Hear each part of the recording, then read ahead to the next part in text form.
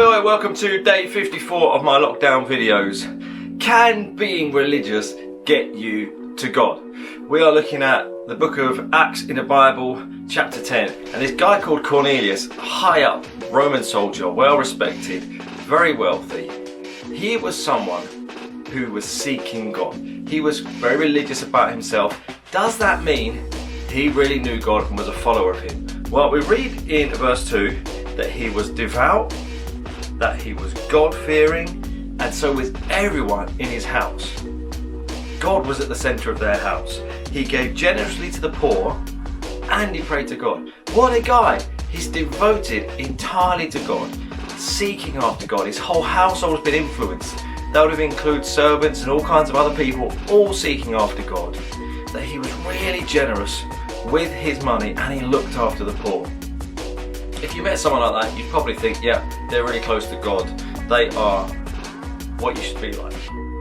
And don't get me wrong, he has some great characteristics, but that doesn't mean you have a personal relationship with Jesus. That was still missing.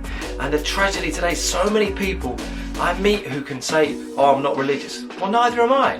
But what they mean is, when they meet someone who's religious, they can be going to church or some religious gathering or another faith, but they can be praying a lot of the time, they can be generous with their money, they can be seeking after God, and yet there's still something missing. Maybe that's you.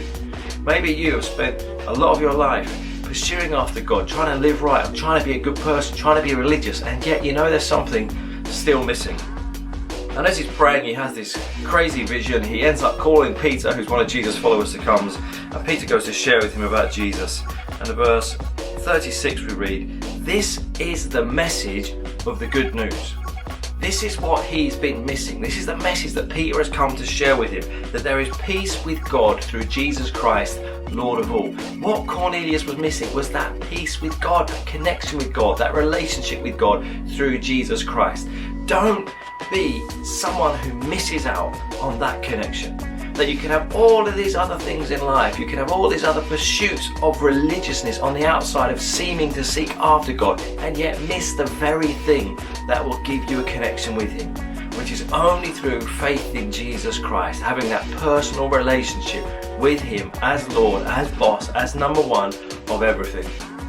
My prayer is that God would speak to you today. He would open your eyes to see the truth that it's only through Jesus, only through Him you can have a connection with God and that relationship restored.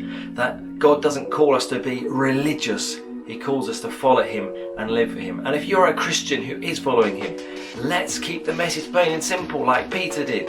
He just kept it simple. The good news is that Jesus has come to give us peace with God. He's the boss of everything. He's Lord of all. Let's not confuse it with religion and how much you pray and how much you give to the poor. Yes, those things are important, but ultimately that doesn't make us right with God. As always, if I can pray for you, please do send me a message. Thank you for those of you that have. I'm still praying for you that God will continue to encourage you and speak to you. And let's like, comment and share this message, and I will see you back tomorrow. God bless.